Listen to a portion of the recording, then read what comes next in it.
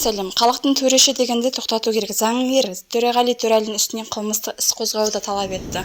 Оны бастамас бұрын каналға тіркеліп, лайк басып, комментарий жазуды ұмытпаңыздар. Заңгер Айгүл Орынбек мас күйінде көлік басқарған Төреғали Төрәлінің үстінен қылмыстық іс қозғау керектігін айтты. Бұл туралы Стангезет ақпарат агенттігі хабарлайды.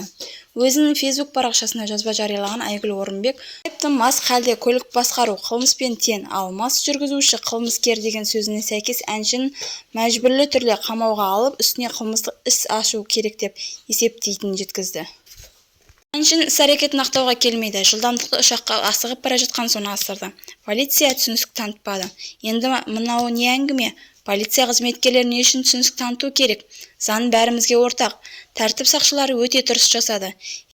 Егер оны жібере салғанда, ол сосын адам қақып өлтіргенде, оның жайына жіберген полиция қызметкерлерін сөгіп, айып тағып шығар еді. Әншінің мас халде болғандықтан қан есірткі өнім табылған қалай анықтауға болады?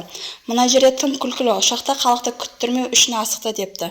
Халықты күттірмес үшін адам деген үйде ерте шығу керек, ертерек қамдану керек. Жауапкершілікті сезіну қажет.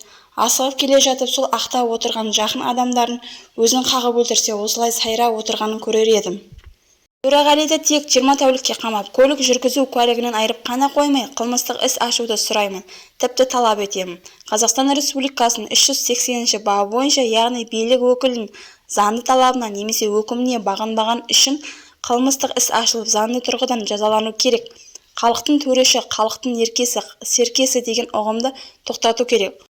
Құқықтық мемлекет құрғымыз келсе, халықты бай кедей немесе көке жәкесі бар деп бөліп жарып үй ішінен үй тігіп ала алмай, заңды орындарды басты орынға қоюымыз міндетті. Ел алдында жүрген танымал азаматтарды заңды құрметтеп, халықтың қауіпсіздігін ойлап, тәртіпке бағынсын деп жазылған жазбада. Заңгер Төреғали Төрәлінің Қазақстан Республикасының 380-ші бабы бойынша, яғни билік өкілдерінің заңды талабына немесе өкіміне бағынбағаны үшін заңды түрде жазалану керек екенін айтады.